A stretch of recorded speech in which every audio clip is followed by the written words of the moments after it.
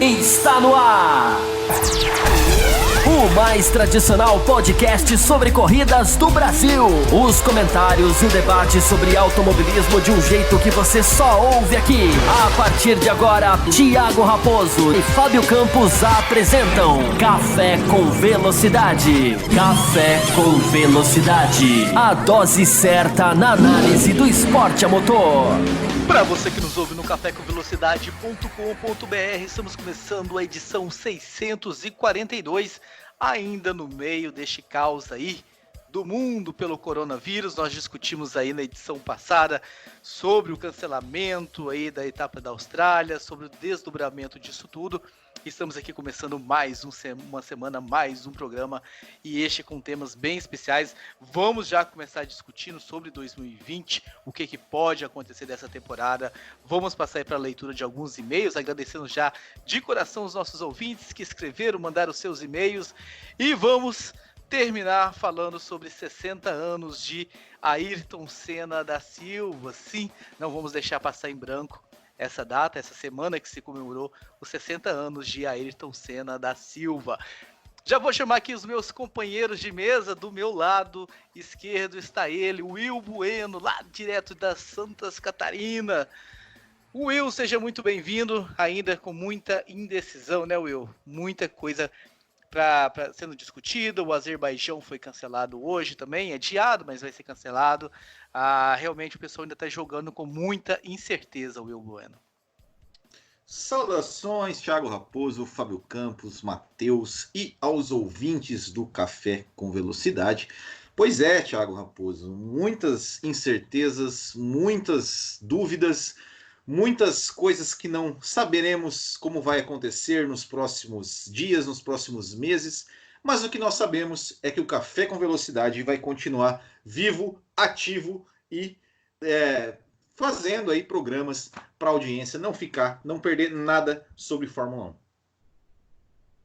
Exatamente, também temos ele lá direto de Brasília, Matheus Pucci. Seja muito bem-vindo, Matheus, ainda realmente em cima dessa indecisão, mas também precisamos, né, Matheus, aproveitar essa semana da gente relembrar o nosso tricampeão Ayrton Senna, que teria feito 60 anos de idade no último sábado. Você que é o caçulinha da turma, não viu Ayrton Senna nas pistas, o que você tem a falar sobre Ayrton Senna da Silva? Obviamente, um ganchinho pequeno aqui nessa abertura, que a gente vai detalhar e falar muito mais sobre ele ao longo do programa. Muito bom dia, boa tarde, boa noite aí para o nosso ouvinte, para vocês aqui, Raposo, Will, Fábio Campos. Pois é, Ayrton Senna, 60 anos, um dos pilotos aí mais famosos e mais comentados da internet, né, das conversas de Fórmula 1, dos grupos de Fórmula 1. E como você bem disse, eu não vi Ayrton Senna correr, mas tem aí os documentários, tem a internet também com as corridas para a gente baixar também, não vou citar se são meios legais ou ilegais. Mas, de qualquer forma, é um piloto que foi muito, muito importante para a história da Fórmula 1, um piloto de grande história na categoria, e com certeza a gente vai ter um debate muito legal sobre ele, e eu vou dar minha visão de quem não viu o Senna correr, para ter um gostinho aí para o pessoal de como é a visão dessa galera mais nova. Exatamente, Matheus. E também Fábio Campos está aqui com a gente. Fábio Campos, o programa está tendo que passar, né, por uma remodelagem devido a estes fatos, sem corridas, nenhuma categoria aí nas pistas. A gente vai trazer alguns temas de debate, alguns temas bem interessantes aqui, mas vamos também fazer uma remodulação dos blocos. Não é isso, Fábio Campos? Avisa aí, dá um recado aí para os nossos ouvintes de quais são as mudanças que vêm por aí neste período de quarentena. Olá para você, Thiago Raposo, olá para os dois colegas que estão aqui juntos, como sempre, turma completa hoje, é sempre bom. E olá para o nosso ouvinte, né, que se está nos ouvindo já é motivo de aplausos, porque todo mundo está numa rotina completamente diferente, as vidas das pessoas são completamente alteradas pelo que a gente está vivendo, e como você falou, Raposo, assim como o café vai ser alterado, esperamos nós, para melhor, porque a gente está vivendo uma época, não só que não tem corrida, não tem Fórmula 1, mas uma época diferente para todos nós. Então nós passamos, já para deixar rapidamente para o ouvinte, nós passamos a ter um formato de não mais 2 blocos, um bloco que vai ser um pouquinho maior, já contamos inclusive com a anuência do seu Valese para isso, Vai ser um bloco um pouquinho maior, e dentro desse bloco nós vamos fazer 3 segmentos. A nossa ideia é fazer 3 segmentos, não já começando hoje, já a partir da semana que vem. Um segmento que será escolhido pelos nossos apoiadores e pelos nossos ouvintes gerais, através de enquete, que vai ser um tema, ou seja, o que for votado a gente vai falar aqui. Não vou falar o caso extremo para não influenciar o ouvinte, mas qualquer tema que for o mais votado a gente vai trazer aqui. Um dos segmentos vai ser acompanhar o canal da Fórmula 1 no YouTube, o que ele fez nesse final de semana, de colocar o Grande Prêmio do Brasil de 2016. Eu até coloquei o link do Café com Velocidade lá para os apoiadores, da época que nós gravamos, na segunda-feira após aquela corrida. E decidimos agora há pouco que vamos fazer isso a partir da próxima semana. Ou seja, a Fórmula 1 vai transmitir uma corrida no sábado, ela já prometeu, e a gente vai comentar essa corrida aqui, para a gente tentar pescar um pouquinho, não é, Raposo, Matheus e o Will, pescar um pouquinho da fatualidade dessas corridas. Então pode ser uma corrida antiga, pode ser uma corrida de 2019, a gente vai falar de novo dessa corrida aqui, num dos segmentos do programa. E o terceiro, já expliquei 2 segmentos, e o terceiro segmento é o Café com Velocidade de sempre. Nós vamos estar acompanhando e debatendo um assunto mais de forma profunda, de forma mais analítica, como a gente sempre fez. Não sei se ficou claro, Raposo, ou se eu confundi mais ainda a cabeça do nosso ouvinte. O que vale dizer é que a gente vai seguir, como bem disse o Will, e agradecendo aos ouvintes que vão se manter fiéis, eu espero, porque eu estou dizendo para todo mundo, né? Ainda estamos vivendo uma novidade na quarentena. O que eu chamo de quarentena profunda, que vai ser pior, que vai ser mais, não só triste em termos de notícias, mas vai ser mais tediosa. Nessa, tomara que a gente tenha os nossos ouvintes e a gente tenha aqui o nosso café impecavelmente nas segundas-feiras à noite, no mais tardar nas segundas-feiras à noite, quem sabe até antes, né, Raposo? Dependendo das situações. Exatamente, ficou muito claro, Fábio Campos. Como diria Daniel Gimenez, você é um catedrático, né, dos podcasts, então ficou muito bem. Então, só para resumir, né, Raposo? 3 segmentos. Um para o ouvinte acompanhar a corrida da Fórmula 1 no YouTube, e a gente comenta ela aqui no dia seguinte, ou na segunda seguinte. A pauta do apoiador, que é um prêmio que os nossos apoiadores têm, que vai ser muito importante agora. E o tema Café com Velocidade normal, como, por exemplo, hoje vai ser, né, Raposo? Eu vou deixar você falar. Enfim, você que é o âncora, anuncia aí os temas de hoje para os nossos ouvintes. Os temas de hoje eu falei, né, na abertura, mas eu repito aqui, Fábio Campos, nós vamos falar ainda sobre esse desenrolar da temporada 2020, o que já aconteceu, o que pode acontecer, o que vem pela frente, em que pé que está essa história, e vamos falar sobre aí os 60 anos de Ayrton Senna, né, uma data redonda aí. Esse programa aqui só você fizemos, se esqueceu né, uma coisa. Você se esqueceu de uma coisa. Vamos ler os e-mails. Durante o programa, vamos ler os e-mails que recebemos. Sim, isso foi dito na abertura, Fábio Campos. Nós tivemos problemas técnicos aqui, caiu tudo, então vocês me desculpem aqui a falha. Fábio Campos disse sobre a questão da pauta, tal, votação, falou dos apoiadores. É interessante a gente falar que nós temos um grupo de apoiadores, um grupo renovado, reformulado, com algumas faixas aí. Então entre no apoia.se/Café com Velocidade. Você que quer se tornar um apoiador, veja lá quais são as faixas, onde você quer se encaixar. O pessoal que entrou nas outras faixas e está achando que não vai ter coisas, terá coisa sim. Nós já criamos, inclusive, o Instagram privado para as pessoas que entraram na faixa de R$ 25,00 a R$ 29,99. Vamos fazer lives, sim. Provavelmente começaremos já nessa semana. Vamos ter programas falando das outras categorias também. Ora bola, dá para a gente discutir coisas antigas, dá para a gente discutir várias coisas sobre Indy, Fórmula E, Fórmula 2 e MotoGP. Então, o pessoal que entrou nas outras faixas, fiquem tranquilos. Nós arrumaremos temas e estaremos aqui cobrindo e levando assunto e conteúdo extra para vocês. E é claro, a gente não pode esquecer, acima de R$ 30,00, o sorteio para o Grande Prêmio Brasil de Fórmula 1. Mas, Thiago, vai ter Grande Prêmio Brasil de Fórmula 1? Não sabemos. Se não tiver, nós vai ter. Quem ganhar o ingresso vai para um Grande Prêmio do Brasil. Aconteça quando acontecer, né, Raposo? Exatamente. Então fique tranquilo, quem está nessa faixa aí não será de forma alguma aí prejudicado. Me fugiu a palavra, mas prejudicado cabe bem. E vamos lá começar. Vamos começar falando dessa pandemia do coronavírus, as situações, né, as atualizações dia após dia acontecem mudanças. O que nós falamos na semana passada já teve várias e várias mudanças no cenário para o que aconteceu já nessa semana. O Azerbaijão, por exemplo, que estava previsto para ser o primeiro GP, anunciaram que foi adiado, que vai para o Canadá e tudo mais. Mas, Fábio Campos, o que nós temos de real nesse momento? O que dá para falar desse momento para a gente iniciar essa discussão? Olha, Raposo, eu acho que essa questão é muito séria, porque eu não vou tentar aqui falar quando vai voltar, quando pode, quando não pode. Eu vou tentar pular essa discussão. Se os meus colegas quiserem especular mais a respeito de calendário, especularemos. Até porque já especulamos antes do programa começar. Hoje foi uma exceção, porque hoje nós quase fizemos um café fora do ar, antes de apertar o botãozinho do REC. Então, espero que isso tenha uma influência positiva nessa edição. O que tem uma influência muito negativa, Raposo, é claro que a gente está vivendo uma coisa que tem dois aspectos, e um deles é incomparavelmente mais importante do que o outro, que é o aspecto da saúde, do que o mundo vai fazer para sair disso, de como os países vão fazer para se livrar disso. É claro que esse é o aspecto mais importante. Mas eu vou me apegar no segundo mais importante dele, porque é aonde esbarra no nosso tema, que é a Fórmula 1. Embora nós estejamos todos nos tornando quase médicos, né?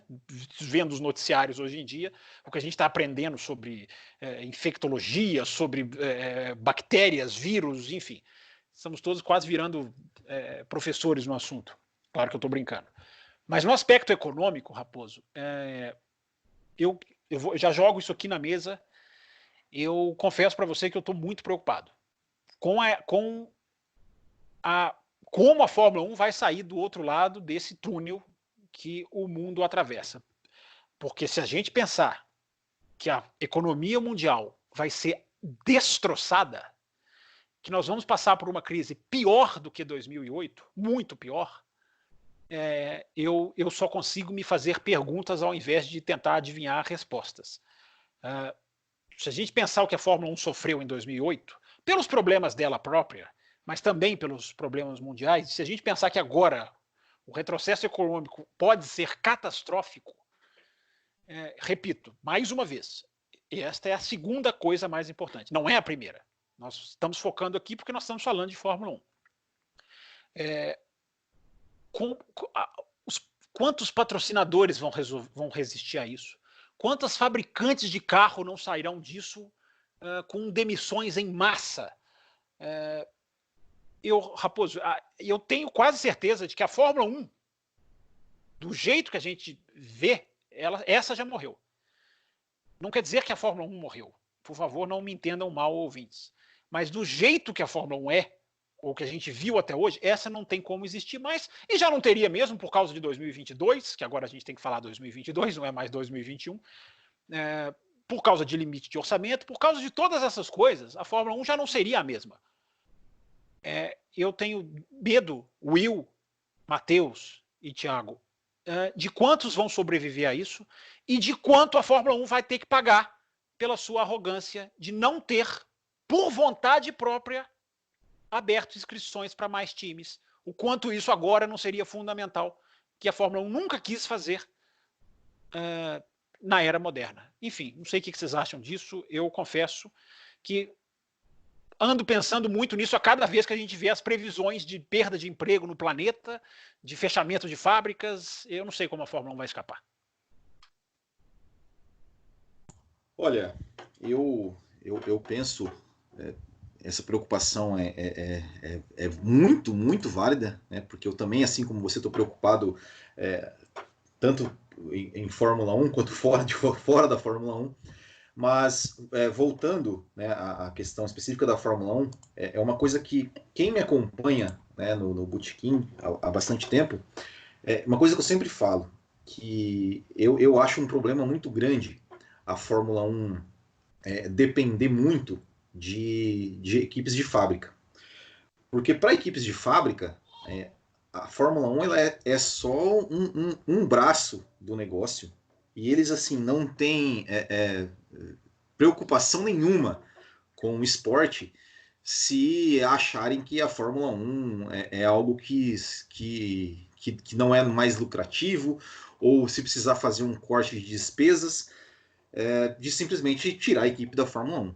Né? Então, e isso que você falou da Fórmula 1, por vontade própria, não abrir espaço para outras equipes entrarem, e principalmente para equipes cuja a Fórmula 1 vai ser o seu principal negócio, eu acho que a Fórmula 1 vai pagar muito caro por isso.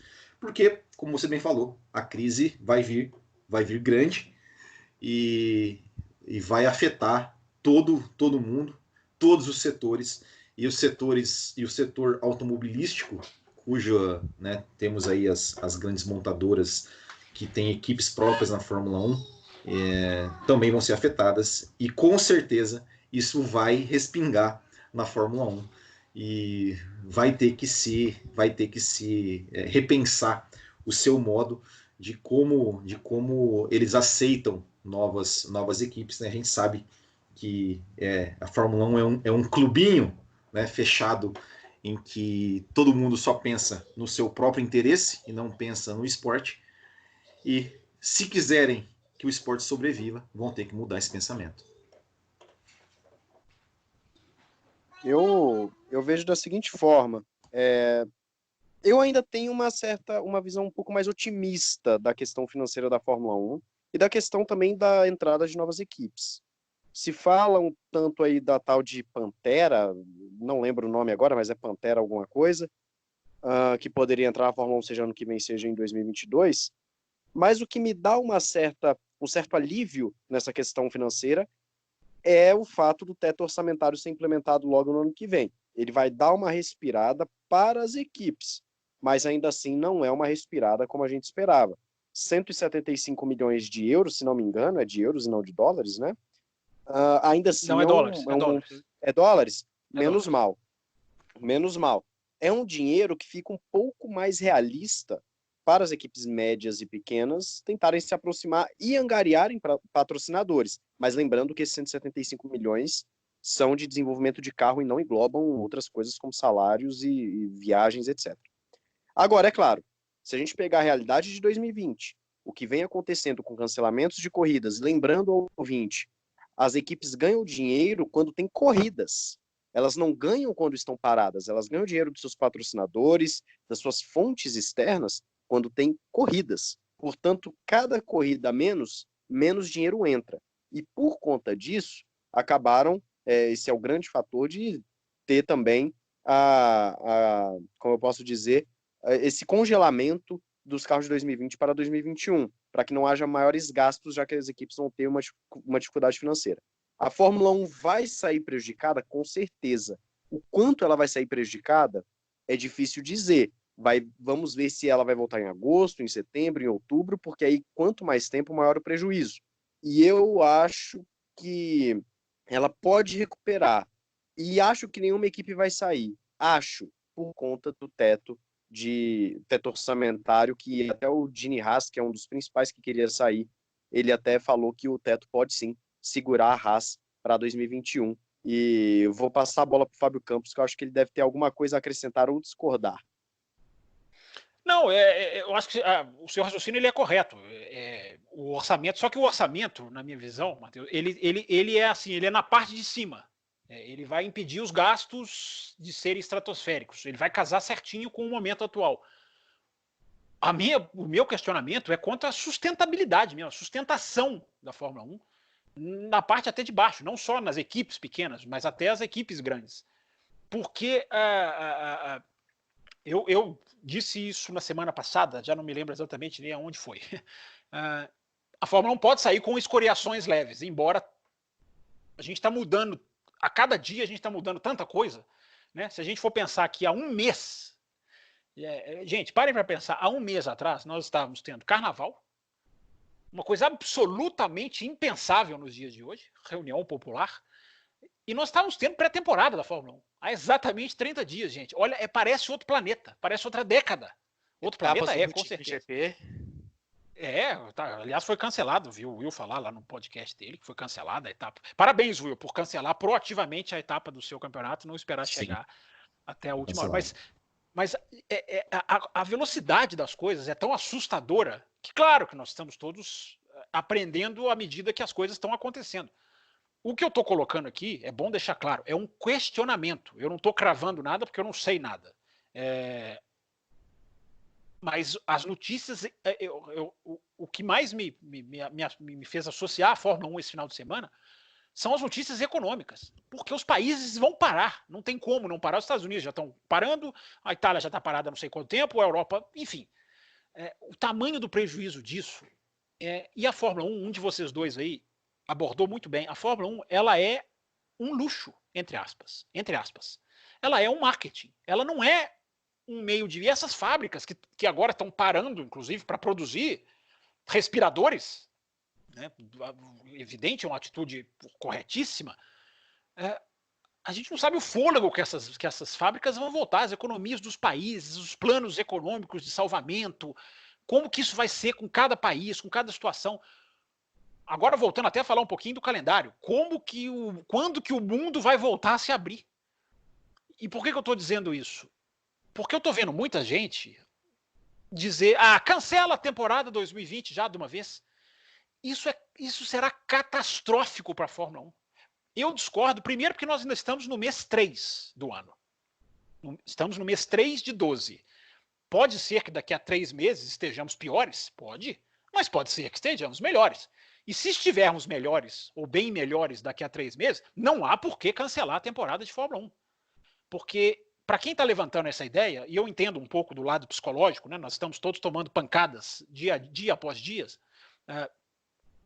eu gostaria de dizer para essas pessoas, não ter 2020 pode ser fatal para uma Haas, para uma Williams. Para as outras, a gente não sabe, mas para essas equipes pode ser fatal, porque não ter 2020 significa não ter dinheiro nenhum entrando. Não ter dinheiro entrando, porque o patrocinador vai sair. Na hora que o patrocinador da Williams, da Racing Point, a Haas não tem muito patrocínio, enfim, mas tem alguns. Na hora que esses patrocinadores falarem, gente, não vai ter carro na pista, eu vou ficar pagando o quê?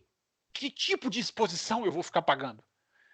Se eu não tenho exposição. Então, gente, cancelar 2020 é abrir a porteira para a catástrofe. Tem que ser evitado, até porque está muito cedo. A gente ainda está no 3º mês do ano. Ainda dá para salvar. Se vocês me perguntarem, eu acho que vai ter corrida em 2020, cada vez eu acho menos. Mas eu não posso cravar aqui que não vai ter. Eu acho muito cedo. Eu estou muito nessa onda também de total incerteza, principalmente com a questão econômica. Eu não acho, não, eu até concordo com... Até acho legal você falar da Fórmula 1 ter fechado as porteiras para outras equipes, mas eu acho que se tivesse mais 2, 3 equipes, estaria talvez no mesmo, sabe, no mesmo caos, no mesmo buraco. Sim, mas você teria mais grid, Raposo. A minha questão é você teria um grid para poder perder, entendeu? Não que a Fórmula 1 estaria melhor financeiramente, mas ela tem 20. Sim, mas eu acho que o grid estaria totalmente, igualmente perdido.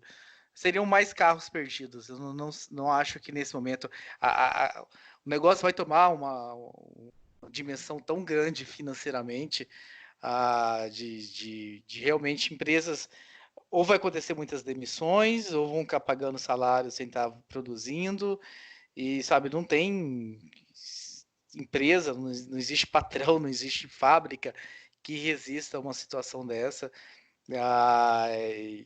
E realmente eu acho que o que vai acontecer esse ano na Fórmula 1, realmente, assim, se tiver realmente 10 corridas, vai sair no lucro. Não sei como é que vão acontecer essas corridas, em que cenário vai acontecer essas corridas, porque os países também que receberiam essas 10 corridas serão países que vão estar se reconstruindo, vão estar se reinventando economicamente, principalmente o Brasil, que nós falamos, né, que será que vai ter, quando a gente está falando lá dos apoiadores, já não tem crescimento para esse ano, né, já foi colocado em 0, né, a estimativa de crescimento.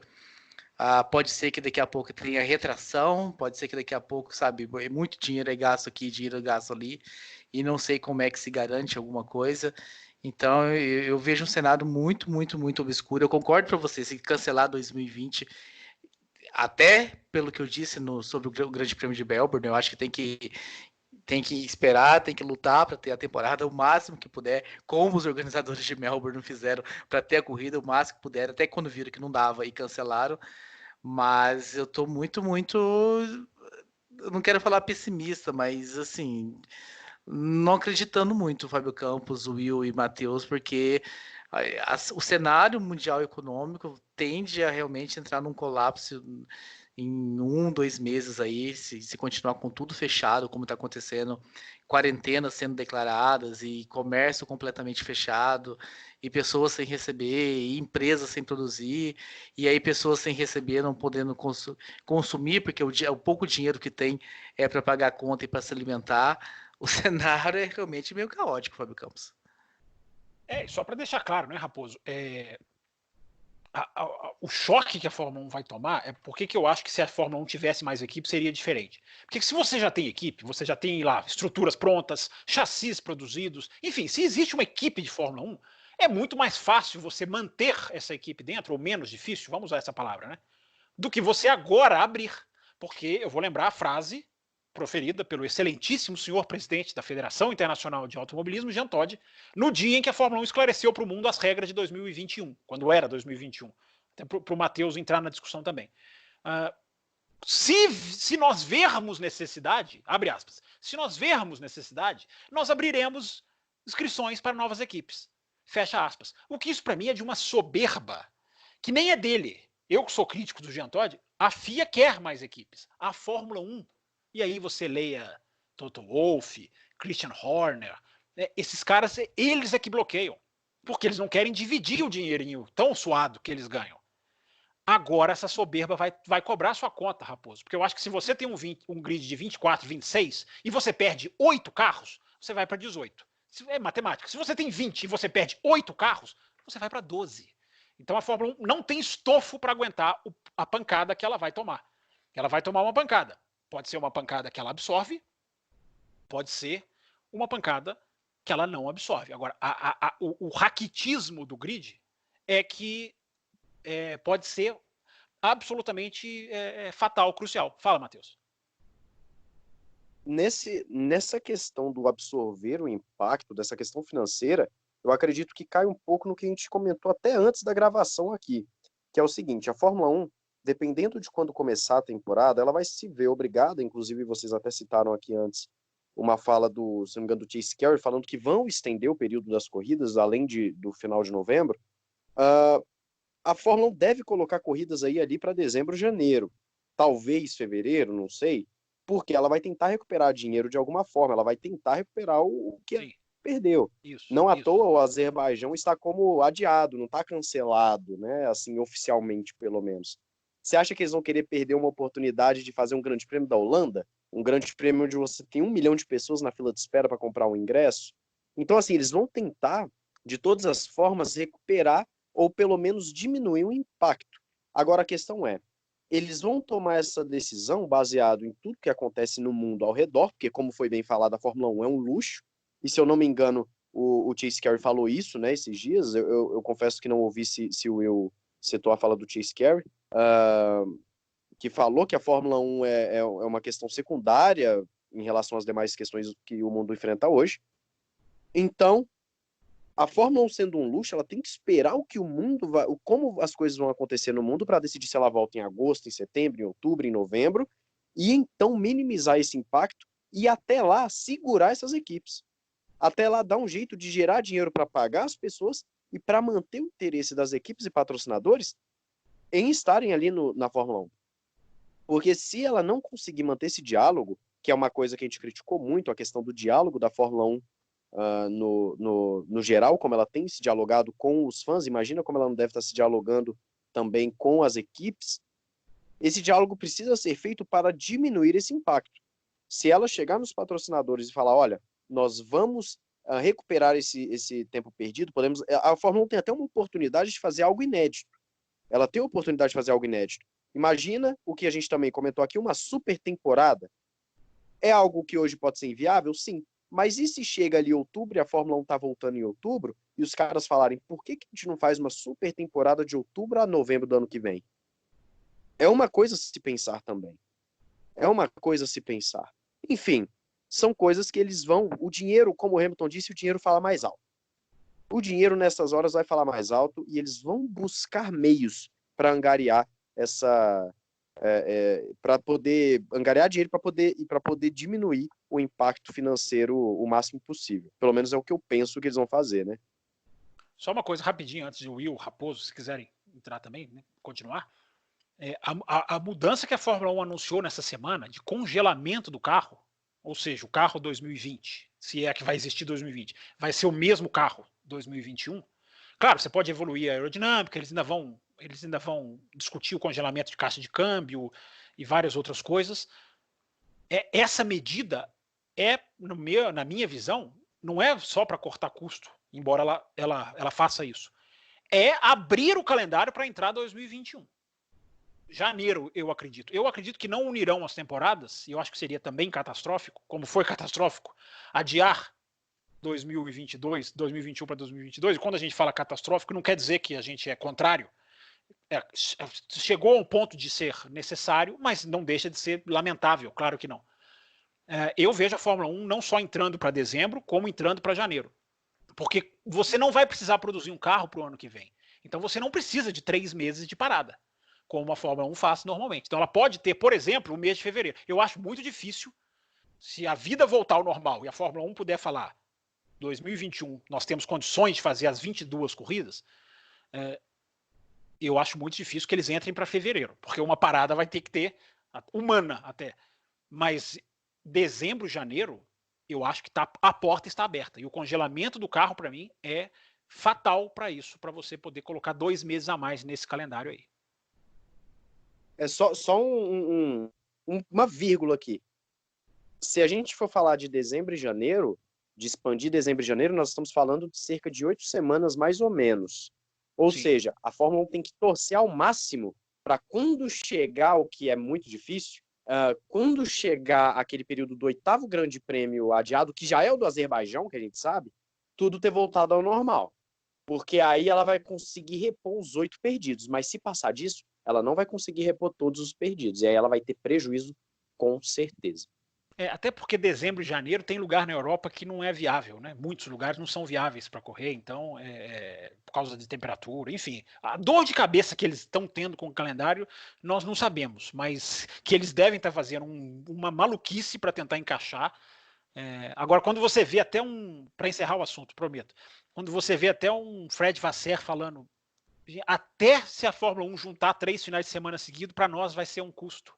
Porque nós vamos ter que contratar mais gente, nós vamos ter que produzir mais asa, porque a gente não pode correr o risco de chegar na terceira corrida de um triple header, né? 3 finais de semana seguidos. Nós não podemos correr o risco de chegar lá sem asa, então nós temos que fazer mais asas, mais peças. Até isso os caras já estão colocando na balança como um custo. É de ficar pessimista, não tem como ficar otimista, embora, repito, nós não sabemos nada.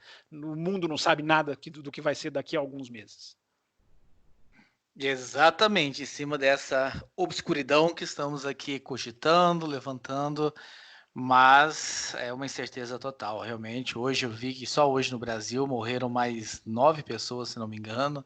As coisas começaram a ficar exponencialmente, nada de chegar a vacina, nada de chegar a algo que possa pôr um freio nisso. Vamos seguir acreditando, né? Que teremos aí um mundo funcionando, girando, que teremos saúde e que teremos o nosso automobilismo tão querido também, que claro, é pequeno frente a tudo isso, mas também tem a sua importância. Vou passar aqui para os e-mails que nós recebemos, alguns e-mails essa semana. O Eric Weber mandou aí algumas sugestões de temas que serão muito bem lidas. Eric, façam como o Eric, né? Você que está ouvindo o nosso programa, além da gente fazer as enquetes que o Fábio Campos já anunciou, chegar sugestões por e-mail também, aí ajuda a gente com certeza. As sugestões, né, Raposo? Elas podem virar opção da enquete. Então, qualquer sugestão que você ouvinte tiver, ela entra na enquete, ou seja, ela entra em votação popular, diria o outro. O Guilherme Miranda assistiu o Grande Prêmio aí do Brasil de 2016. E falou, né? Se puderem me responder, como é que os carros não ficam inundados durante a corrida com chuvas fortes? Essa pergunta é tão legal que eu vou deixar o Will e o Matheus responderem. Como que o carro de Fórmula 1... Por que o carro de Fórmula 1 não enche de água? Agora, essa eu quero ver vocês dois responderem. Cadê o Google? Cadê o Google? Sou eu que falo? Pode ser, você está caladinho, por favor. À vontade. Tem um ralo lá, mentira. Não, é assim, ó, por que o carro não inunda?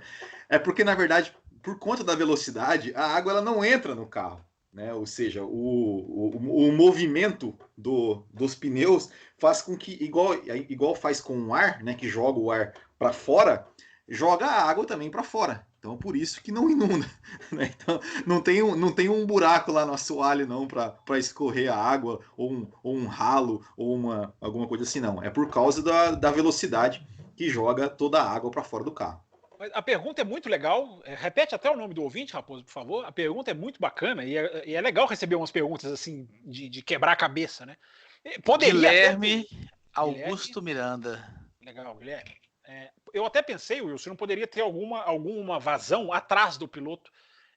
Eu nunca vi, então não posso falar que tem. Mas é o único lugar que não prejudicaria o carro aerodinamicamente. Porque qualquer buraco no chassi, enfim, à frente do piloto, que nas pernas ou embaixo, aí seria uma influência aerodinâmica. Que por isso a Fórmula 1 só faria em caso muito. Se tivesse eficiência, não faria por causa de água. É o único lugar que eu pensei que poderia ter, mas eu repito, acho que sua resposta está coberta de razão, porque eu nunca vi. Eu acho que a gente já teria visto esse tipo de, digamos, ralo. A gente vê o ralo em cima do piloto, embaixo parece que não tem. Isso, exatamente. Não tem, não. O nosso caro Gustavo Mucílio, né, ele manda que quis opinar também sobre 2020. Ele fala sim, acho que vai acontecer à medida que a pandemia caminha rumo ao Ocidente. No Oriente as coisas começam a se acalmar. Ainda haverá um desastre humano na Espanha, Brasil e Estados Unidos, porém as coisas por aqui já devem estar melhor em junho. Na Europa talvez em maio e podemos ter uma temporada mais curta e sem a pausa de meio de ano. Clima, eu não acredito que haverá em muitos lugares, ao menos eu não teria, mas a possibilidade de realizar o evento, eu começo a acreditar que poderá acontecer. Visto o erro e a falta de humanidade da Fórmula 1 em demorar tanto para cancelar a primeira corrida, acho que eles não hesitaram em começar a correr no Oriente em meio às epidemias ainda no Ocidente. Mas aí, o Oriente não vai querer receber o Ocidente. Foi toda a questão da Austrália. Né? A Fórmula 1 levou o vírus. Não que a Austrália não tivesse caso, mas a Fórmula 1 veio de regiões bem mais avançadas no vírus e levou o vírus para o paddock. Então, Gustavo, não adianta um pedaço do mundo se livrar. Para a Fórmula 1 voltar, o mundo vai já ter que ter uma estratégia e uma implementação, porque existe a segunda onda. Estou falando que a gente vai virando um pouquinho médico, né? Existe sempre o medo de ter uma segunda onda. Você pode relaxar, achar que você se livrou, e existem segundas ondas de gripes, de várias coisas. Então é muito complexo o jogo de xadrez, é muito complexo. Onde a Fórmula 1 vai se encaixar em tudo isso. Tomara que... A questão do clima, eu acho até que vai ter, porque o mundo vai precisar de esporte, de entretenimento, de reerguer essas áreas que empregam muita gente. Então, meu Deus, eu fico pensando na Itália. Como a Itália não vai precisar de um grande prêmio da Itália para levantar a moral mesmo, para as pessoas... Já pensou uma vitória da Ferrari em Monza? Nossa, seria motivo, meu Deus, eu fico imaginando a Ferrari, eu fico imaginando, gente, o que as pessoas da Ferrari devem estar passando, com parentes, com enclausuramento, meu Deus, um país que já chega a 6 mil, é terrível, é muito terrível. Então, tomara que haja clima, sim, para que a Fórmula 1 levante o moral do mundo, o esporte, as Olimpíadas, que não vão acontecer na data prevista, mas tomara que aconteçam em breve, enfim. É o que eu ia falar agora. O segundo semestre, caso realmente já esteja apto para receber, digamos, uma vida normal de novo, vai ser um segundo semestre repleto de esportes. Teremos Olimpíadas, Fórmula 1 de volta, os mais diversos campeonatos das mais diversas modalidades voltando. Copa Botequim GP. Vamos ter aí Copa Botequim GP aí. Vai ter Champions League para quem gosta de futebol, que também é um dos maiores eventos esportivos do mundo. Então, assim, o segundo semestre, se ele vier a ser um segundo semestre mais normal, esporte vai ter em tudo quanto é lado.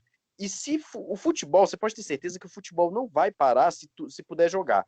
Ele vai continuar. Então, se o futebol continuar, a Fórmula 1 vai continuar, porque a Fórmula 1 ela é meio como o futebol nesse aspecto. Ela só para se for o último, só em última circunstância que para, porque se tem condição, ela faz.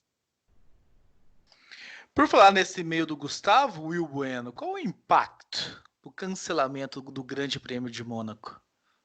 Boa pergunta, hein? Para mim, eu acho assim, o impacto histórico primeiro, né? Que, pô, desde 1954, se eu não me engano, foi a última vez que Mônaco não participou, não estava no calendário. Então lá se vão. Quem é bom de matemática aí me fala, que eu agora não vou fazer essa conta. É o ano que o Fabião nasceu, fica fácil. 66. Então, é bastante tempo. E também tem um impacto que é o seguinte, né? Mônaco é onde tudo acontece na Fórmula 1. É onde se fecha os patrocinadores, é onde se fecha, né? Se fecha aqueles contratos, é onde se negociam, é onde tem as reuniões. Então tem esse impacto também. Né? Aquela coisa, olha, você não quer investir na Fórmula 1? Vem acompanhar o GP de Mônaco aqui comigo no meu barco ali para você ver como é que é o clima. Né? Então tudo isso também não vai ter.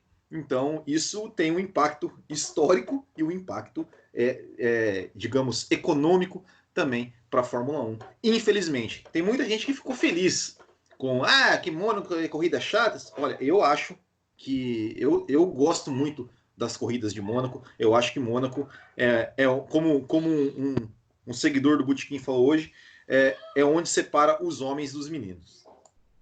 Eu acho engraçado que tem muita gente que vibra com a saída de Mônaco, mas quando tem uma corrida chata, quase não se manifesta. Critica quem critica a Fórmula 1, né? Vem naquela história de que não pode criticar. Tem muita gente que aceita corridas ruins e comemora a saída de Mônaco. Eu não consigo entender. Marcelo Cesarino também nos escreveu dizendo o seguinte: primeiramente, compartilho com muitas ideias passadas, colocadas no programa da semana passada, como que o Bernie estivesse no comando de tudo, teria havido corrida na Austrália, assim como concordo com o Campos quando ele diz que o Jean Todt é um câncer na Fórmula 1, apenas incluo que ele é um câncer desde os tempos da Ferrari, quando praticava suas mazelas com Schumacher e Ross Brown. Muitas coisas feias e erradas apareceram ou reapareceram na Fórmula 1 na gestão Todt na Ferrari.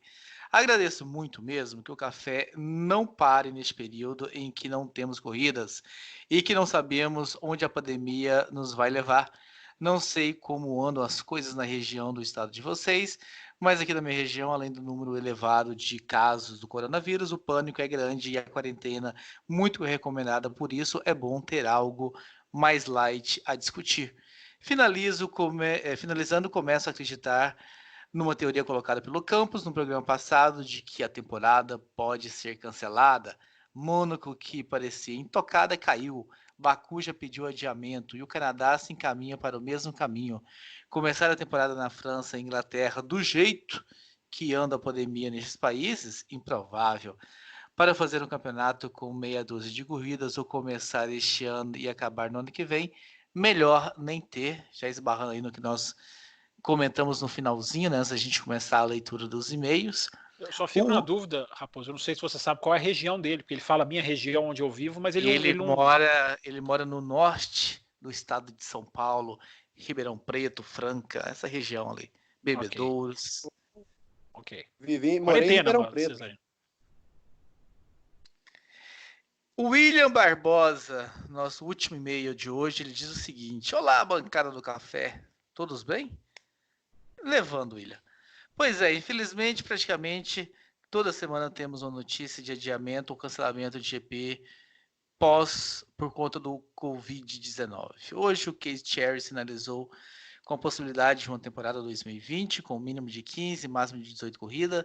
Diante disso, para vocês, qual circuito gostariam que não ficasse de fora por ser a corrida que esperavam ver? Um circuito para cada um de vocês, começando por Matheus Pucci. Cara, aí eu vou ficar com o GP Bélgica. Eu gosto demais de Spa. Já que eu perdi o Bahrein, que é o meu favorito, eu vou de Bélgica. Não podendo repetir, o Will Bueno. Interlagos vale ou não? Vale. Por que não? Então Interlagos, pô. Fábio Campos. Monza, para a Itália, para reerguer a Itália, para ajudar a Itália num período que vai ser muito complicado para eles, já é Monza. E eu fico com Silverstone, um circuito que Fábio Campos conhece, que eu morro de inveja. É só uma coisa, gente. Cancelamento de França, Áustria, Silverstone é formalidade. Essas corridas não há tempo hábil para elas existirem. Eu usei a expressão aqui, né? O mundo voltar a ser normalizado. Alemanha, enfim, na Alemanha já estava fora, né? Eu penso ali para Hungria e Bélgica, eu coloco um ponto de interrogação. Realmente não sei. Agora, antes disso, é só formalidade contratual de tentar cancelar ou adiar, porque vai lembrar, né, Raposo? Cancelados estão Austrália e Mônaco. Porque Mônaco é muito simples, não paga taxa, é o risco que o Brasil corre também, embora eu acho que não vão fazer, mas é um risco. As outras todas estão adiadas para tentar ser encaixadas novamente. E o e-mail do Will Barbosa encerra, já dando gancho para o nosso próximo tema. Ele fala aqui 60 anos do Senna. Sábado o Senna completaria 60 anos de idade, assistindo no final de semana o filme do Juan Manuel Fangio. Tanto ele como o Senna eram apontados como pilotos à frente do seu tempo pela forma que guiavam. Sendo assim, com toda a tecnologia nos carros de hoje, temos algum piloto do grid atual que podemos dizer que estão à frente do seu tempo? Que, aliás, o William Barbosa, ou Will, vou chamar você de Will Barbosa, já temos tantos Wills, eu quero mais um Will. Will Barbosa, esse foi tema no off-topic, né? Que antes da gente começar a gravar, foi um tema de discussão. Fábio Campos, que estava aqui falando sobre esse assunto, vai introduzir, vai começar então essa segunda parte do programa. Não entendi. Não. Você coloca o Will, depois você desvia para mim. Não, agora você acelera e vai até o Will. Ora, como eu falei que o Will Barbosa, o cara que mandou o e-mail, eu chamei ele de Will, não estava falando do nosso Will Bueno para responder para você. Tá certo. Achei que você tinha tirado a palavra dele e eu defendendo o meu colega aqui, me solidarizando com ele, achei que eu só estou chamando o William Barbosa de Will Barbosa, criando mais um Will pra gente. Mas eu quero ouvir o Will primeiro, eu vou ser rebelde. Eu vou bagunçar a pauta. Eu quero ouvir o Will primeiro. Porque... Temos algum piloto no grid atual que podemos dizer que está à frente do seu tempo? Só deixa eu fazer um parênteses aqui, que eu também assisti o documentário do Fangio, hoje, inclusive, pouco antes da gravação desse podcast. Hoje é que dia? Hoje porque o âncora já falou hoje várias vezes. Hoje, 23 de março. Hoje, 23 de março de 2020. Eu vou te perguntar só uma coisa, Will. Vou te perguntar uma coisa. Vale um café, já que o nosso especial Drive to Survive fez um bom sucesso de audiência, era outra época, era outro mundo, mas fez... Vale um especial para o café para a gente cobrir, para a gente acompanhar, para a gente comentar? Vale um café, é muito bom, tem depoimentos bem bacanas, tem depoimentos do próprio Fangio, enfim, vale a pena assistir, é 1h30 mais ou menos de documentário e vale muito a pena, para quem é amante da Fórmula 1 não tem como não ver. Mas respondendo a sua pergunta, olha, eu sinceramente, eu não acho que nem Fangio, nem Senna eram pilotos à frente do seu tempo. Eles eram pilotos bons, talvez pode-se dizer se eram melhores ou do que os seus contemporâneos, né? Digamos, em níveis iguais, né? O Fangio correu com muita gente boa, o Senna correu contra muita gente boa, e essa geração atual tem muita gente boa correndo. Eu não acho que ninguém é à frente do seu tempo. Talvez o mérito assim do Senna no seu tempo foi ter sido talvez o primeiro piloto que levou a carreira de Fórmula 1 como um atleta, a questão de preparação física, até porque, né, ele teve um problema ali, se eu não me engano, foi na África do Sul, em 84, que acabou a corrida exausto, e começou a se dedicar mais na preparação física, coisa que não era muito comum naquela época. Mas em termos de desempenho, de pilotagem, eu não vejo ninguém à frente do seu tempo. Eu acho que todo mundo correu no seu devido tempo e conquistou as suas glórias e os seus destaques no seu devido tempo. Eu acho muito complicado esse negócio de querer comparar gerações diferentes, né? Porque o ouvinte falou, mas com toda essa tecnologia. Pô, mas com toda a tecnologia que o Senna tinha e que o Fangio não tinha, a comparação é a mesma. Então, essa coisa mas hoje era muito mais fácil do que antigamente, para mim, isso não existe. Cada um corre com o que de melhor tem na sua época. Eu posso ir, Raposo? Ou vou ser punido? Deve. Eu não deveria ter dado a resposta dele, porque ele acabou roubando um pedaço da minha resposta, que ele foi muito bem, que é a questão do preparo físico, né? Porque o conceito à frente do seu tempo, o Will ouvinte, né? O Will que mandou a pergunta, ele é muito subjetivo, né? O que é um piloto à frente do tempo dele? Para mim, o piloto só pode ser à frente do seu tempo em dois aspectos: psicológico ou, como o Will Bueno citou, o Senna era realmente um revolucionário na parte física. Isso realmente não é só ele que fala, é só ele que eu digo, o Will, todos que acompanhavam e viam até o Senna treinar, porque era uma Fórmula 1, era diferente, né? Não era tão horário de assessoria de imprensa para entrevista, você não vê o piloto mais, era uma Fórmula 1 muito mais próxima entre jornalistas e pilotos, então muita gente relata isso. Então ele era à frente do tempo dele. Eu ia citar que à frente do tempo, no aspecto mental, eu só vi um, que era o Niki Lauda. O Niki Lauda, ele era mentalmente à frente dos outros, porque ele pensava o esporte, ele pensava a parte estratégica. O único que eu posso dimensionar, mas repito, esta expressão à frente do tempo é muito subjetiva. Até porque eu não vou resistir ao trocadilho. O piloto não tem que ser à frente do tempo, ele tem que ser abaixo do tempo. Tudo. Olha, mas vocês estão fugindo da resposta. Ele quer saber do grid atual. Ele quer saber do grid atual. Se no grid atual nós temos pilotos que a gente. A minha resposta do Will, para mim, eu entendi como não há nenhum. À frente do tempo. O Hamilton é diferente, né, Raposo? Não sei se você concorda. O Hamilton, ele pensa diferente, ele se expressa diferente. Ele fez um vídeo sobre como lavar a mão nessa época que eu achei um barato. Eu aprendi um jeito de lavar a mão que eu não tinha percebido, que eu vi ele fazendo. É um cara diferente. Agora, à frente do tempo, não sei se eu uso essa expressão. O que você acha? Eu acho que o Will escritor, o 20, eu acho que ele vai se arrepender de ter usado essa expressão, porque ninguém está respondendo a resposta que ele queria. Mas enfim. Quem sabe o Matheus? Eu vou dizer o seguinte. Não, deixa eu responder, já que eu estou falando eu vou colocar o seguinte. Matheus fecha. Não, à vontade. Eu acho que já usando então o sentido do à frente do tempo que vocês estão colocando aí e frustrando o nosso ouvinte. Não frustramos, não. Eu acho que o Piquet era um cara que tinha um conhecimento técnico gigantesco. Mas ter conhecimento técnico é estar à frente do seu tempo? Essa é a pergunta que eu te faço. Quantas coisas ele criou que só foram fazer resultado à frente do tempo, por assim dizer, o reabastecimento, o aquecimento dos pneus Bom argumento. E todas essas outras coisas que foram realmente estouradas à frente do tempo dele. Então o Piquet eu também incluo aí nessa série de os à frentes do tempo, Matheus Pucci.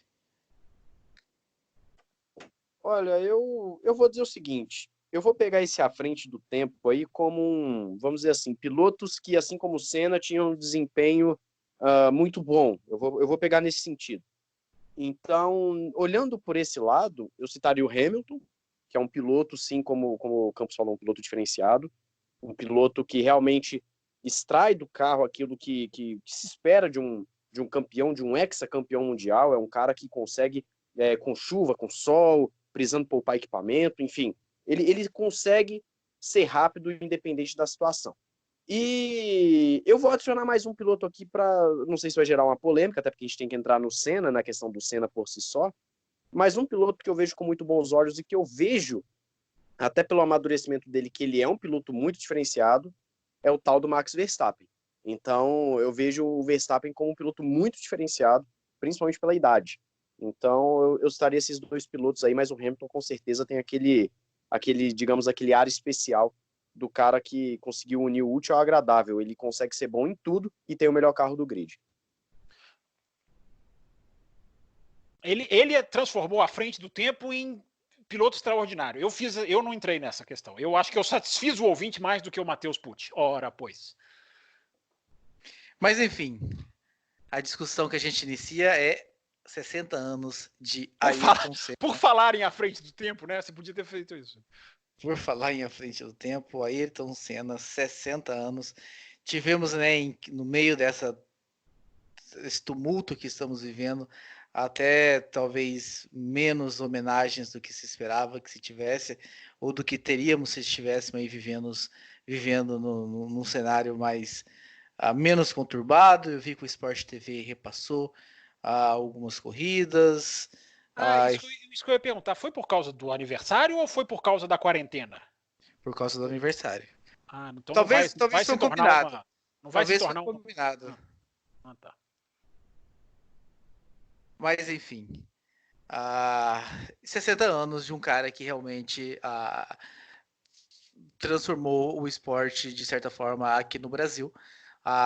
Eu sei que tem muita gente que o idolatra acima da medida, e aí por consequência tem aqueles que não toleram tanto por torcer o nariz daqueles que idolatram, mas aqui o Café com Velocidade sempre tenta ser um programa longe desses extremos, a gente sempre tenta debater e discutir com fatos, com argumentos e fugir um pouco da idolatria, então não esperem frases aqui do tipo o maioral foi o melhor que existiu, e também não espere o contrário, do tipo, as viúvas e coisas assim. A gente não vai em detrimento, a gente não vai nem para o 8 nem para o 80, a gente sempre vai navegar aí no bom debate e na discussão. Fábio Campos, você como o membro menos novo dos outros dois. Não concordo, não concordo. Dos outros dois, tá certo. Dos outros dois, ok, tá certo. Você não tá incluído, ok. Eu também tô, mas pra te deixar feliz, eu vou falar que eu não tô. O menos novo aí dos dois, você que viu realmente muitas e muitas corridas de Ayrton Senna, até aquele GP de Imola de 1994, que aliás hoje eu vi um vídeo que eu não tinha visto, um vídeo de um cara da arquibancada, foi a primeira vez que eu vi esse vídeo filmando. E o que você pode falar pra gente, Fábio Campos, nessa homenagem dos seus 60 anos, a você que viu tão de perto a carreira do Senna, os 3 títulos com certeza?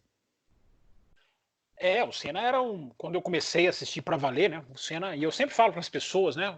A morte do Senna foi o que me aproximou da Fórmula 1, de uma maneira totalmente sem querer, sem planejar, porque eu, como todo mundo que viveu aquele dia de 94, que é como o 11 de setembro, é como vários dias que todo mundo conversa, onde você estava, como você recebeu a notícia, todo mundo lembra, né? Quem já era um pouquinho mais crescidinho. Aliás, eu tenho dúvida se o Will não viu o Senna, porque o Will não sei, acho que ele viu. Se ele falar que não, eu vou questionar. Mas responderei depois. Tá certo, fica o suspense. Mas quem viu, lembra muito daquele dia, e aquele dia foi um choque tão grande que eu não consegui mais parar de ver Fórmula 1, porque eu pensei, poxa, eu já contei isso aqui no café várias vezes, mas como a gente tem uma audiência, né, sempre chegando, que esporte é esse que leva dessa maneira, num estalar de dedos, que mata desse jeito, que tipo de esporte é esse?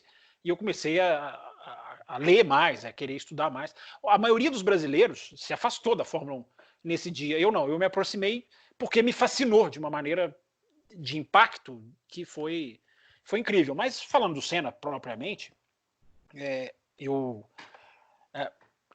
você falou muito bem.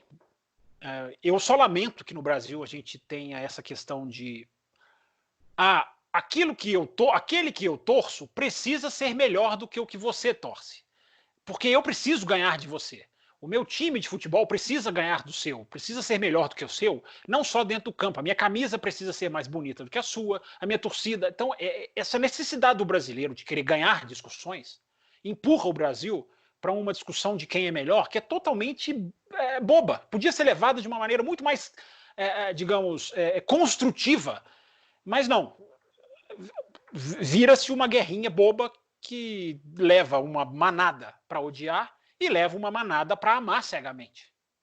Eu não devia fazer isso, mas eu vou fazer uma propaganda do vídeo que o Matheus fez no canal dele. Eu não devia fazer isso porque ele não fala nada do café, ao contrário do Will, que grava lá os podcasts e me chama para o café no final dos seus vídeos. Todo vídeo meu tem lá para ir pro café com velocidade. Eu sabia que eu ia cutucar. Mas eu estava vendo justamente esse vídeo do Will, que fez um vídeo legal, colocando alguns números do Senna de uma maneira, até com percentuais, que é sempre uma maneira bacana da gente analisar a história dos pilotos da Fórmula 1. Uma história, é tão desigual a história da Fórmula 1, né, de número de corridas, de participações, de carros que quebravam e hoje não quebram, que é legal a gente pegar certos percentuais. Ele pega lá uns do Senna. E se você vê os comentários do vídeo do Will é uma coisa que eu fico vendo estarrecido. Porque É o vídeo do Matheus, tá? É do Matheus, não do Will. eu falei do Matheus. Tá, certo, desculpa.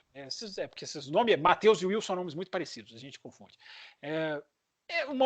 Nunca verá um piloto como o Senna, é o nosso ídolo, nossa, o maior de todos os tempos. Eu acho isso um exagero, como já foi colocado aqui na mesa. Porque eu sempre digo, para quem nunca viu o Senna ele não era um bom piloto. Ele era, sim, um super piloto. Super piloto. Como o Hamilton é um super piloto. Então, do mesmo jeito que a gente tem um super piloto que a gente viu o Schumacher, não é, Raposo? O Senna era um desses. Agora, me impressiona muito, Raposo, porque o Senna ele trouxe uma aura pro entorno dele, pelo jeito dele, pelas coisas que ele falavam, claro que aliado à sua extrema categoria. Me impressiona, Raposo, a cobertura da imprensa internacional nos 60 anos que ele faria. Porque a imprensa nacional eu já nem olho mais. Porque é o fanismo, ou é o anti, ou é o cara que só quer criticar. A imprensa nacional, para mim, não serve de parâmetro. Infelizmente, né? Porque é a que melhor poderia analisar, levantar coisas, fatos. Agora, neste final de semana passado agora, o que houve em meio ao vírus que nós estamos vivendo, o que houve de cobertura, textos analíticos, textos diferentes, textos que mergulharam na vida do Senna, eu confesso que eu fiquei pensando, é impressionante, é como ele cativou mesmo, sem o ufanismo, porque os internacionais não têm, a imprensa inglesa, que é a que eu acompanho mais de perto, não tem por que ser ufanista, e é impressionante o fascínio que eles têm. A Sky Sports, volta e meia, posso falar, porque acompanho todas as transmissões do canal desde que o canal foi criado, nos finais de semana de Fórmula 1, volta e meia coloca reportagens, trechos, corridas, voltas. Então é isso, Raposo, já para ouvir os outros, ouvir quem mais aí quiser falar do Senna. Era um super piloto e eu realmente é uma coisa que nós nunca vamos saber, né? Como o Senna lidaria com essa Fórmula 1 de hoje? Eu não consigo vê-lo admirando o DRS, admirando essa condução que a Fórmula 1 tem por parte da FIA. Eu não sei se ele seria ativo ou se ele seria igual o Piquet, que não está nem aí se a Fórmula 1 se explode ou não. Eu fico muito na dúvida, Raposo, de como seria o Senna nos 60 anos vivo. Mas, repito, era um super piloto, isso não tenho dúvida. Como o Hamilton também é um super piloto.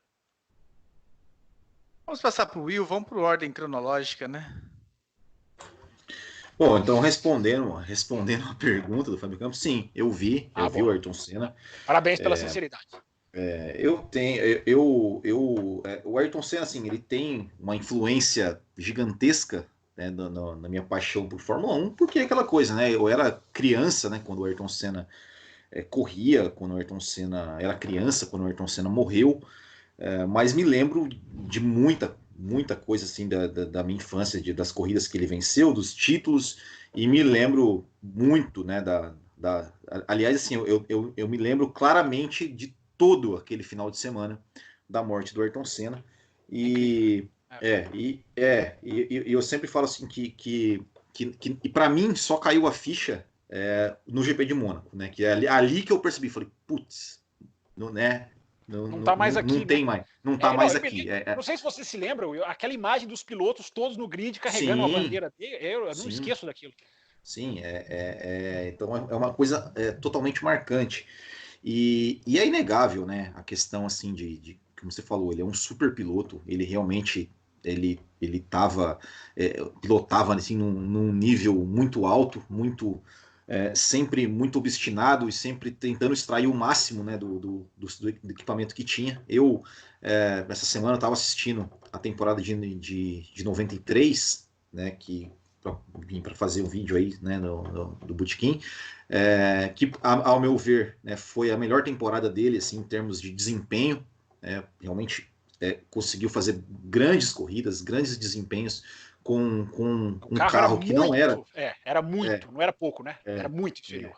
Era muito inferior, e ele conseguiu fazer grandes desempenhos, conseguiu aproveitar ao máximo as chances que ele teve, e eu também não entro nessa coisa de o melhor de todos os tempos, o melhor. Eu sempre digo, né, que tem um local, assim, um altar onde estão os grandes, onde estão Senna, Schumacher, Fangio, Hamilton, Lauda, Piquet, Stewart, Brabham, enfim. E aí, quem quiser que escolha o seu ali, o melhor por questão de preferência, por questão de afinidade. E essa coisa toda, né, esse ufanismo que a gente vê aqui no Brasil, e toda essa idolatria pelo Ayrton Senna, claro, o fato, né, dele morrer do jeito que morreu tem uma grande influência, mas também tem o fato de que o Ayrton Senna, ele era um cara muito carismático e muito midiático, ou seja, ele assumia realmente esse personagem de à frente do seu tempo, talvez, né? Isso, exatamente, de ser realmente, de assumir esse papel de ídolo, de assumir essa coisa, né, digamos, aquela coisa que falava, trazia alegria para o povo brasileiro. E ele gostava muito, ele sempre, né, dava entrevistas, ao contrário do Piquet, que era meio avesso a entrevistas, a participar de programas, enfim. O Ayrton Senna era justamente o contrário, gostava muito disso, participava muito e assumia realmente esse papel de ídolo, e de uma maneira, digamos assim, de uma maneira absolutamente natural, né? Eu não estou dizendo isso como uma crítica, né? Dizendo que ele era um cara midiático. Não, ele era absolutamente natural, ele era um cara carismático e acima de tudo, um super piloto, realmente sempre procurando vencer, se preparando fisicamente, né? E treinando e sempre buscando ao máximo a perfeição e o melhor desempenho. Eu acho que isso, ao meu ver, é o grande mérito, a grande qualidade do Senna, era sempre procurar o melhor. O Caçulinha agora. É o contrário. Agora vemos aqui O Caçulinha é o contrário. O ouvinte percebeu que nós estamos subindo a escada cronológica, mas diga, Raposo, você não falou ainda. O Raposo tem que falar disso agora. Eu sou mais novo. Matheus agora, Fábio Campos. Que delicadeza com o Matheus. Desculpa. Eu falo. E vindo esse pro negócio núcleo jovem aqui do cronológico café, me fez levar pra cima, porque o mais velho, eu pensei no Raposo, mas vai você. Realmente, Will, você não falou. Porque eu já ouvi o seu vídeo, entendeu? Então não é o Will, é Matheus, Fábio Campos. Eu falei Matheus, eu não falei Will. Você falou Will. Você fala Will toda hora, você fala que você quer muito Will, você me confunde, poxa. Fala logo, Matheus, antes que o Raposo não deixe você falar, ora. Bom, como eu disse no início, eu não vi o Senna correr. Então a minha visão do Senna, ela é um pouco formada pelo que eu vejo de documentários, de vídeos de internet. Eu assisti uma outra corrida, como eu até brinquei no início. Não vou dizer se foi por meios legais ou ilegais, né? Lícitos ou ilícitos, mas eu assisti uma ou outra. E assim, é claro que a gente sempre vai ter na cabeça as grandes atuações em Mônaco, a volta em nossa, me fugiu agora o nome do circuito que ele faz, Donington. Então, assim, vão vir as grandes exibições de Ayrton Senna, né? Vai ter claramente as finais de 89 e 90 com a batida com o Prost. Enfim, sempre vão repetir essas coisas do Senna, mas o que eu vejo, a minha visão baseado nisso tudo, é que sim, ele foi um super piloto, como foi dito, foi um piloto que na sua época era de um nível absurdo e talvez fosse o melhor da sua época, né? Eu não vou dizer necessariamente que era o melhor da época dele, ou muito menos o melhor de todos os tempos, porque eu acredito que não tem como falar do melhor de todos os tempos. Eu tô com o Will nessa aí, de que existe um hall dos grandes pilotos, e aí você faz a sua consideração ali pessoal por cada um, mas eu vejo ele como um piloto que, ele sim, era extremamente rápido, era um piloto que extraía muito do carro, que conseguia ofuscar muitas vezes o restante do grid. E eu vou fazer um comentário aqui que talvez as pessoas não gostem muito. A figura do Senna, eu acho que ela é um conjunto de fatores que deram muito certo. Porque o Senna, ele pega uma Fórmula 1 que ainda dava para você fazer exibições espetaculares digamos, da forma com que aconteciam. Hoje em dia a Fórmula 1 não permite o cara andar colado embaixo do outro, a Fórmula 1 não permite determinado toque roda com roda, enfim, os carros de hoje são muito diferentes. Então a Fórmula 1 naquela época permitia um cara pegar um carro inferior e sair escalando o pelotão e chegar ali a quase vencer o grande prêmio, né? Hoje em dia isso não acontece. Antigamente os carros, como eu já falei aqui num outro podcast aqui, se não me engano, estava só eu e o Raposo, quando a gente falando de setup de carro, antigamente Nossa, o piloto tinha 50, 60, 70% do carro na mão e ele tinha que tirar no braço ou no conhecimento dele. E hoje em dia não, o piloto já tem 100% do carro na mão, ou 98%, 99%. Então, assim, era uma época diferente e o Senna é um conjunto de fatores, é um conjunto desse período onde ele podia pegar um carro inferior e fazer coisas extraordinárias, a Fórmula 1 permitia isso. Ele é um conjunto de que o Brasil não passava um bom momento, então as pessoas estavam carentes de boas coisas, e com isso você aumenta ainda mais os feitos dele. Você tem um conjunto de que o Senna tem a questão midiática também, namorava ali as mulheres famosas, né? Enfim, trazia vitórias, um período onde as pessoas também estavam começando a ficar mais próximas do esporte. Você tem a questão da Rede Globo, que falava muito do Ayrton Senna. Enfim, é um conjunto de fatores. É um conjunto de fatores que fazem o Senna ser muito mais do que só um piloto. Ele era um grande piloto, mas ele também se tornou uma grande figura esportiva no Brasil e no mundo, se tornou um grande exemplo de cidadão também. A gente tem o Instituto Ayrton Senna, então as pessoas associam o Senna a muitas coisas. E ele ser lembrado nos 60 anos é justo. Claro que é justo. Tem que ser falado de Ayrton Senna, sim. É um dos grandes da história e trouxe orgulho para o nosso Brasil. Ganhou 3 títulos mundiais, né? Teve vitórias impressionantes, corridas impressionantes, um dos maiores de todos os tempos. E teve uma imagem que foi construída numa série de fatores que deram muito certo, né? Cooperaram para isso. Uma série de fatores que cooperaram para isso. Hoje em dia, talvez, ele não tivesse o mesmo, se ele corresse hoje, ele não teria o mesmo sucesso, provavelmente. A não ser que ele fosse como o Hamilton, que foi para a equipe certa na hora certa. Mas não dá para pegar uma McLaren, que hoje é a 4ª, 5ª força da Fórmula 1, e sair escalando pelotão, como fazia antes. O que o Sainz fez no final do ano passado, de conseguir um pódio no Brasil, já foi fenomenal para a McLaren na Fórmula 1 atual. Então, tudo cooperou para que o Senna fosse esse mito, vamos assim dizer, que ele é hoje. Eu entendo muito bem o que as pessoas sentem, no sentido de terem visto um grande esportista e terem vibrado e se emocionado com ele. Eu sou uma pessoa que só chorou uma vez assistindo Fórmula 1, que foi naquele GP Brasil 2008. Eu tinha 13 anos de idade. Mas, olhando pelo que as pessoas viviam na época, a situação do país, a questão esportiva, de ter alguém vencendo, enfim, toda essa questão, eu entendo a figura, a importância do Ayrton Senna no esporte brasileiro, para as pessoas, como exemplo, como dedicação, porque o Senna tem sim frases motivacionais, a gente não pode negar isso. E, enfim, antes que o Raposo me mate aqui com o tempo, eu entendo esse lado, eu só não entendo a idolatria, a questão exagerada, tanto para um lado quanto para o outro. Né? O Raposo falou aqui da questão de não vamos perder o respeito, não vamos faltar com o respeito. Tem até as brincadeiras nos grupos de Fórmula 1 falando do Adalton Enerto, né? As brincadeiras lá que ocorrem nos grupos. Mas eu respeito a figura Senna, eu respeito a história de Senna, eu respeito, entendo, vejo como um super piloto, eu só não entendo esse lado negro que colocam no sentido de colocarem num pedestal como se fosse um deus, e que falam que se ele tivesse numa McLaren hoje, ou numa Racing Point hoje, ele venceria corridas. Isso eu não consigo entender.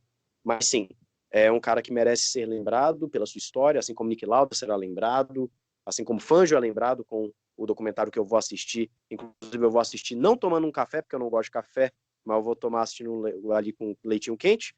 Mas são figuras que têm que ser lembradas aí na história da Fórmula 1. Rapidinho, porque o programa já está estourado, eu te falo por que há esse lado que você colocou. Aliás, esse lado é um dos grandes orgulhos que eu tenho desse podcast aqui, que eu já faço já há 9 anos, e o Raposo há 12. A maioria das pessoas tem a visão do Senna formada pela TV Globo. Pelo santinho, pelo super deusinho, pelo amiguinho do narrador, né? Porque o narrador gosta de fazer amigos, não gosta de narrar. E essa televisão fez a cabecinha de muita gente. E é por isso que eu gosto do Café com Velocidade, que tem na sua história um bloco dedicado ao Senna, e nunca ouvimos reclamações de ouvintes por causa disso, porque o ouvinte do Café é 100% certeza de que ele quebra essa sequência, essa manada que vai atrás dessa televisão. Porque o ouvinte do café, ele pode não gostar do Raposo, ele pode não gostar do Fábio Campos, a maioria não gosta, mas quem escuta o café já é porque tem uma abertura de cabeça a uma visão crítica. Então, qualquer um que é ouvinte do café, seja mais tempo, menos tempo, homem, mulher, enfim, gosta muito de corrida, pouco de corrida, qualquer um que escuta o café, para mim, já quebra essa sequência. Porque a manada que segue a televisão, essa acha que não pode ser questionado e ele é o maior de todos, é igual você falou. Então, o Senna é para mim um termômetro, gostaria de terminar dizendo essa frase, o Senna para mim é um termômetro de uma vitória do café, e é o motivo pelo qual o café não tem 100 mil ouvintes, porque se o café fosse por uma outra linha, talvez teria, mas o café é crítico, e quem escuta o café é porque já quebra essa linha de pensar com a cabeça da televisão. Will Bueno, pra gente fechar essa edição. Você tem 30 segundos, Will. Não, Will, fala à vontade. Não, eu só até queria. É que o Fábio Campos, lá na sua primeira fala, ele falou assim: como será que, imagina o Senna, como será que ele estaria pensando na Fórmula 1, como ele estaria vivo com 60 anos, aquela coisa toda, como seria a visão dele. Eu tenho uma dúvida assim que me pega mais, além de como seria, se ele tivesse vivo, se ele ganhasse campeonatos ou não, aquelas discussões que a gente sempre ouve. Mas uma curiosidade que eu tenho, assim, que eu fico imaginando como seria o Ayrton Senna piloto na era reabastecimento. Que ele correu apenas 3 corridas, né? Uma delas saiu na primeira curva, a outra morreu, e só no Brasil que realmente ele correu. Mas como seria o Senna, que era um especialista em voltas lançadas, em treinos, né, em pole positions, como seria? Será que ele faria igual o Schumacher fazia, de lançar aquelas voltas de classificação, assim, 3, 4 voltas seguidas antes do reabastecimento? Essa dúvida eu gostaria de ter tirada, e infelizmente vamos ficar com essa dúvida. Mas que seria legal de ver, seria. Exatamente, eu também, um pouquinho mais novo que o Fábio Campos, mas assisti e acompanhei aí os 3 títulos também do Ayrton Senna. Cresci realmente aí, talvez me apaixonando pela Fórmula 1, por ser uma criança ali de 7, 8, 9 anos naquela época, e me brilhava os olhos ver realmente tudo aquele, a musiquinha, tudo aquilo chamava atenção, a bandeira, o uba-uba e tal. Continuo admirando bastante, acho que foi realmente um piloto diferenciado à frente do tempo, como diria nosso querido Will Barbosa, assim como outros pilotos também foram aí à frente do tempo. Will Barbosa, tem que tomar cuidado aí com os termos, porque os caras não respondem a sua pergunta se você usar um termo diferente. Vamos tentar isso. Fica aqui a nossa homenagem do Café com Velocidade, então, a essa data redonda de 60 anos, um piloto tricampeão que tem muita história, assim como tem Nelson Piquet e assim como tem o bicampeão Emerson Fittipaldi.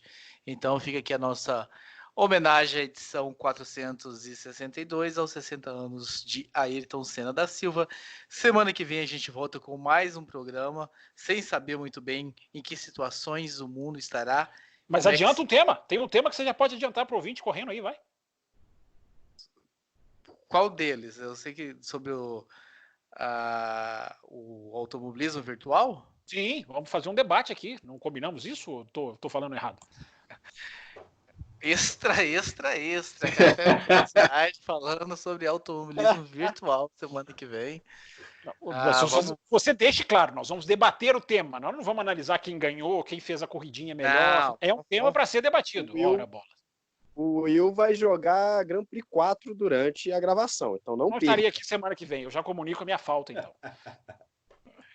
Então, um abraço a todos vocês. Pessoal do automobilismo virtual, que quiser mandar aí...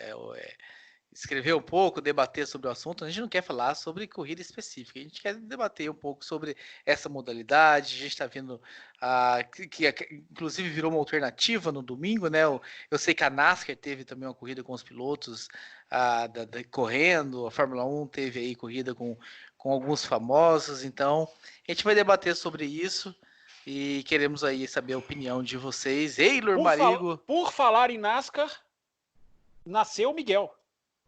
Essa semana. Filho de Lucas Herrera. Já está entre nós. Aí, nos braços do papai. Dia 18, torcedor do Caio Busch.